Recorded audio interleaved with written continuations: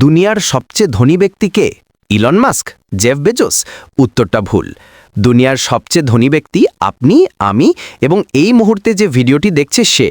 কারণ আমাদের সবার অ্যাকাউন্টে প্রতিদিন সমান পরিমাণ একটি সম্পদ জমা হয়, ৮৬,৪০০ সেকেন্ড। পার্থক্য শুধু এক জায়গায়, কেউ এই সম্পদ দিয়ে সাম্রাজ্য গড়ে তোলে আর কেউ দিন শেষে শূন্য হাতে ঘুমাতে যায়।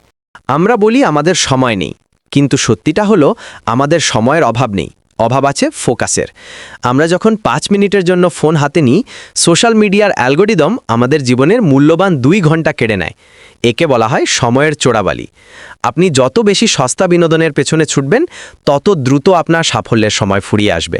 মনে রাখবেন, ঘড়ির কাঁটা আপনার জন্য অপেক্ষা করবে না। আপনি যখন ঘুমান, আপনার প্রতিযোগীরা তখন কাজ করছে। টাকা হারালে আপনি কঠোর পরিশ্রমে তা আবার আয় করতে পারবেন, কিন্তু জীবন থেকে একটি সেকেন্ড চলে গেলে পৃথিবীর সব সম্পদ দিয়েও তা কেনা সম্ভব নয়। আপনার বয়স যদি ২০ থেকে ২৫ হয়, তবে আপনার হাতে থাকা এই সময়টাই আপনার সবচেয়ে বড় ইনভেস্টমেন্ট। এই সময়ে আপনি যা শিখবেন তাই আপনার আগামী ৪০ বছরের ভাগ্য নির্ধারণ করবে। সময়কে খরচ করবেন না, সময়কে বিনিয়োগ করুন। নিজেকে প্রশ্ন করুন, আজ আপনি যা করছেন তা কি আপনার স্বপ্নের কাছাকাছি নিয়ে যাচ্ছে? সময়ের ওপর রাজত্ব করতে হলে আপনাকে ৩টি কাজ করতে হবে।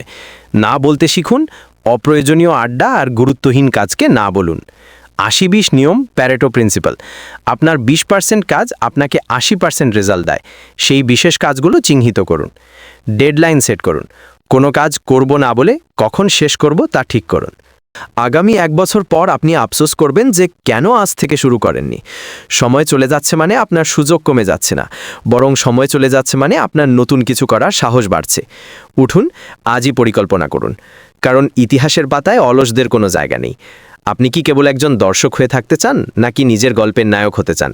সিদ্ধান্ত আপনার। সময় আপনার, জীবন আপনার।